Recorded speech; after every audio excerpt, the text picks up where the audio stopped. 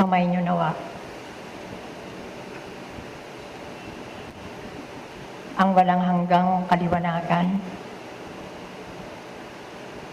at manatili ang bawat isa sa kapayapaan lagi na.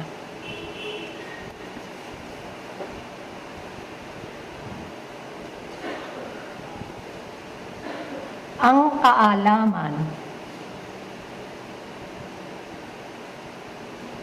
ay susi sa karunungan.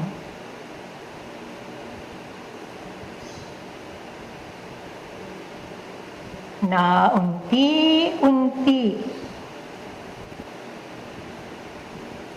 na makakamit ng bawat isa ang tama at tiyak na paninindigan na umiikot sa mga batas ng tao, mga batas ng manlilikha, na magiging giya o patnubay na mapanghawakan ng tao ang imahen ng sarili. O't mahirap makamit ang isang imaheng magiging huwaran sa loob at labas ng tahanan na napakahalagang lundo upang umiral, maglago sa bawat isa sa panahon ng pakikitalad ang kaliwanagan na siyang landas na panghahawakan sa matuwid na pangangatwiran. Ang kaalaman ay inaani o nakakamit sa mga iba't ibang danasin,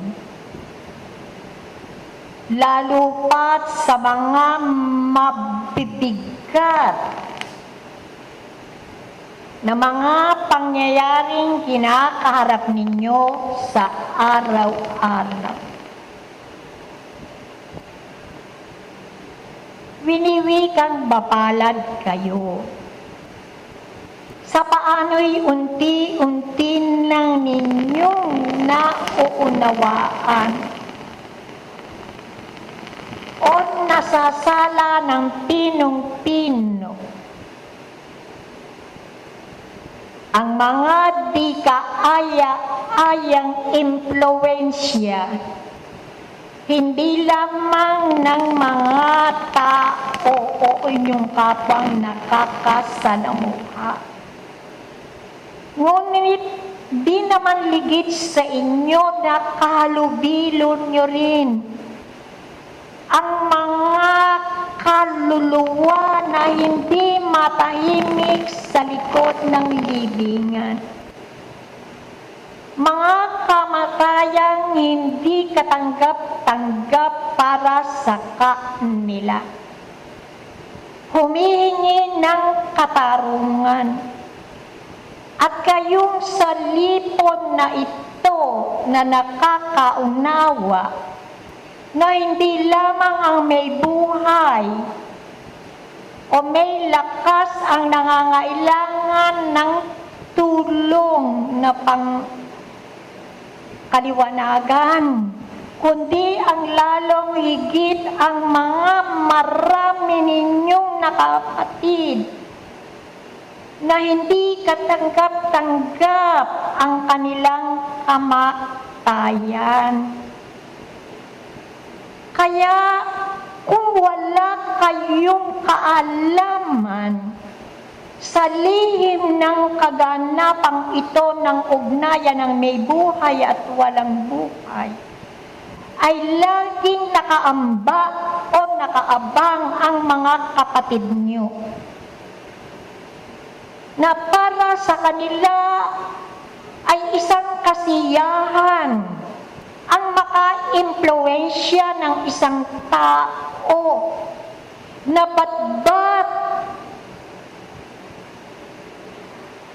ng kadiliman sa panahon na nag-iisip, wala nang tuwang sa pakikipag-ugnayan, lagi na lamang nagngingit-ngit, lagi na lamang nagtatanong, wala nang pagkilala sa pag-ibig at pagsubaybay ng Ama na pala sa Kanya ay lubha ng kadusta-dusta ang kalagayan at tinatanong nasa ng pag-ibig at ang katarungan ng Ama na kayong nakikipag-aral at patuloy na natatanggap ang dantay ng subaybay ng Ama, ang kaalaman na siyang paulit-ulit sa inyong karunungan, na kung paano hindi kayo mahihilahisan o maiimpluwensyahan at masasakop at magiging alipin ng mga kapatid niyong humihingi ng katarungan sa paraan ng kanilang kamatayan. Kaalaman din na kung paano kayo gagawa na paulit-ulit na sa pagmulat ng inyong mga mata ang pagpumpun lamang ng kaliwanagan upang ikaw ay masubaybayan at matanggap mo ang unti-unti nang nagiging finong fluido na nasasala na ng iyong espiritu upang ang mga di kaaya-aya o negatibong impluwensya ng kadiliman ay maging pananggalang ninyo. Anong kaalaman at karunungan na inyo nang na aabot upang magkaroon kayo ng kapanatagan?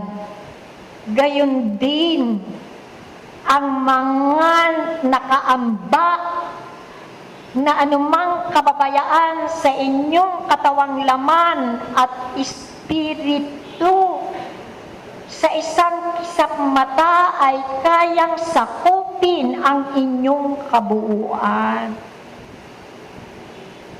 Matagal na rin kayong nakikipag-aral. Bakit pagkat tinatanong o may nagtatanong kayo at kayo rin ay tinatanong, ang sagot ay pahapyaw na para bang ibinato sa pader na babalik sa iyo ang katanungan. Walang katiyakan.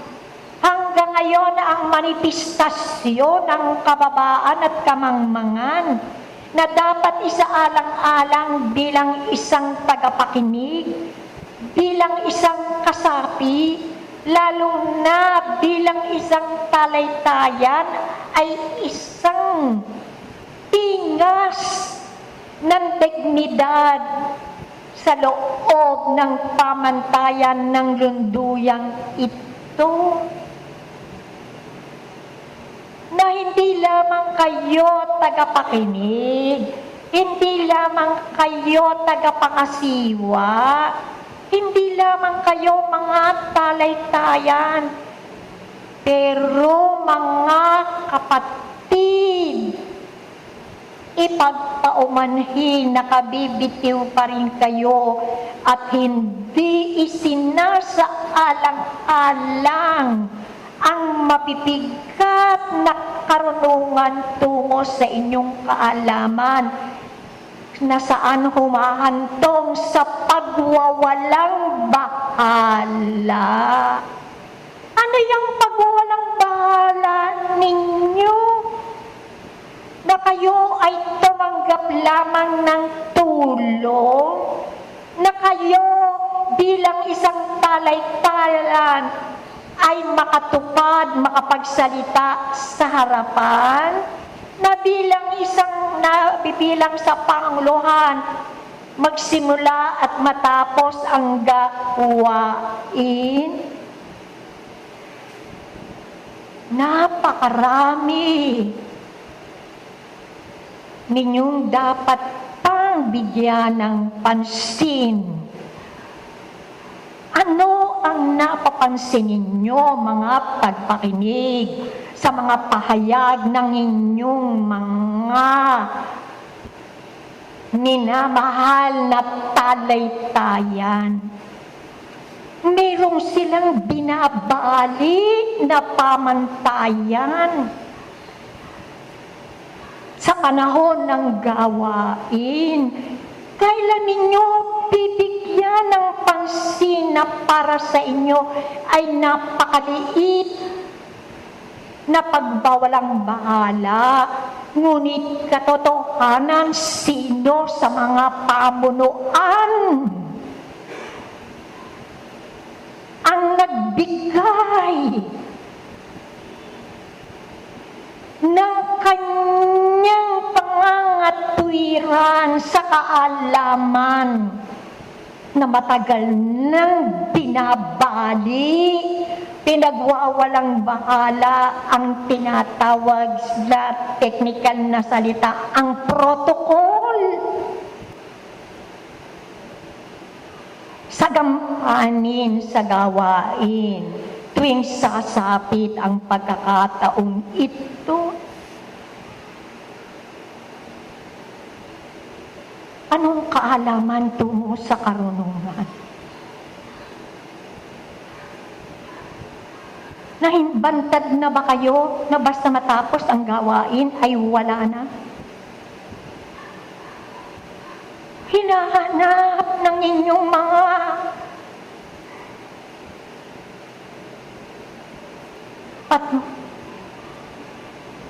batlayang sa inyo ay itinakdas sapagkat umaagaw rin sila ng panahon upang kayo ay subaybayan.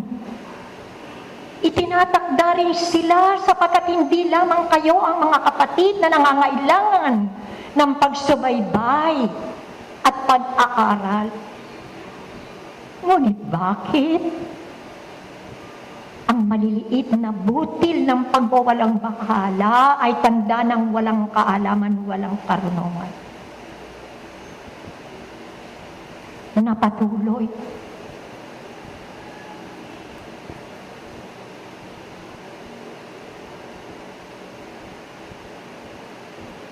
Na naghahanap ng patotoo na kayo ay may karunungan na. Sino sa inyong mga pamunuan ang hindi lumiliban sa mga gawain? Ang tumayo, humingi ng dialogo, tawagan ng pansin ng mga talaytayang kumbaga sa tren ay nadidiskaril patuloy, nagampanin ng kanilang mga tungkulin. Hindi bastang makapamahayag. Pakinggan ninyo ang mga bokabularyo na kanilang binabanggit. Kumbaga sa istruktura, noong pangunang panahon, ang istruktura na sa panahon ngayon ay napakabilis ng inobasyon, renovasyon ng lahat ng mga bagay. Ngunit bakit tila nababaon sa ikalalim ng kamunoy ng pagwawalang bahala?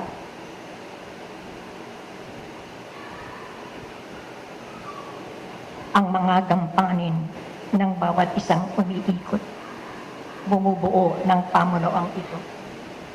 Paano sisigla?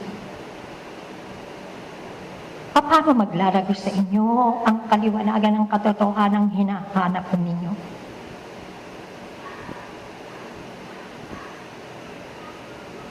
Mga kaluluwa, ang tungkulin na inatang sa inyo ay hindi lamang parang kemkemin at handog sa inyong sarili, kundi para ito sa lahat, lalo na maraming mga kaluluwa. Maraming yung mga kapatid ang tumalikod na sa paulit-ulit kong pagpapaalala na hindi nila makamit ang hinahanap ng kasagraduhan at ang katotohanan ng pag-aaral sa lunduyang ito. Uhaw sa karunungan na matagal na nila inaasam, ipinako, pinangako ng mga nauna ng fundadores na bumabalik ang pag-aaral sa pagbuo ng saltik ng abakada ng buhay na para bang kayong nagsisimula lamang sa pagbasa at pagbilang. Karunungan ang siyang susi, unang baitang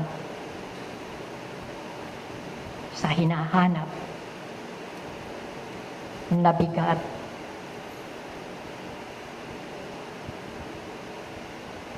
ng pag-anyaya ng doktrina ng Espiritismo. Magpapatuloy tayo ng gawain sa ibaba.